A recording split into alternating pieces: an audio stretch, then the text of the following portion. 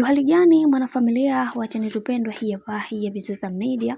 Kama ndo mara yako ya kwanza basi nikusihi usisahau kusubscribe, kulike, kushare pamoja na kucomment. Kumekuwa na mambo mengi ambayo yamekuwa yakionekana kwenye mitandao ya kijamii ikimhusisha ndugu yetu Diamond Platnumz. Sasa leo hii bwana Kalima Story ameweza kueleza kila kitu ambacho kinachoendelea katika maisha ya bibi Zuchu, na wengi wao waliweza kuongea vingi na kusema ya kwamba kuna vitu ambavyo haviko sawa katika maisha ya bwana mkubwa Diamond Platnumz. Mtazama maisha yake alivyojawa na wasiwasi na ufezuri mkubwa ambao amekuwa akiufanya katika maisha yake. Kuna baadhi ya watu wengi waliweza kulalamika sana juu ya hiki ambacho kinachoendelea, na wengi wao wakasema ya kwamba wacha tuone mwisho wa haya yote itakuwaje, maana kuna vingi ambavyo vipo, na wengi wao walitamani sana kuweza kujua kila kitu ambacho kinachoendelea, kwani kila mtu aliamini ya kwamba kuna baadhi ya vitu vingi vipo na wengi wao wameweza kuficha siri hii.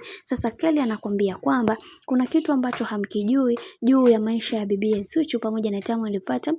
Diamond bwana amekuwa akilala na nyoka karibia miaka na mamiaka sasa, licha ya wale watu wote kuweza kuzungumza ukweli juu ya hiki ambacho kinachoendelea sasa, lakini kuna baadhi ya watu ambao wao wametamani sana kuweza kujua namna ambavyo maisha ya bwana mkubwa Diamond Platnumz yamekuwa yakiendeshwa katika misingi ambayo sio imara, na wengi wao waliweza ya kukili ya kusema kwamba katika hiki kinachoendelea sasa yatupaswa kuweza kuhakikisha kila kitu kinakwenda kuwa sawa, maana watu wengi wanaamini kwenye kile ambacho Diamond Platnumz kwa hiki ambacho alichoweza kukifanya kimewanyong'onyesha watu wengi, na wengi wao wameweza kufunguka vingi na kusema ya kwamba kwa hiki kilichoweza kutokea wacha tuone mwisho wake itakuwaje, maana kuna vingi ambavyo vipo na kila mtu anatamani sana kuweza kujua kila kitu ambacho kinachoendelea kwa wakati huu, ila kiukweli Diamond Platnumz ameweza kuzingua sana kwenye hili. Bwana mambo ni mengi,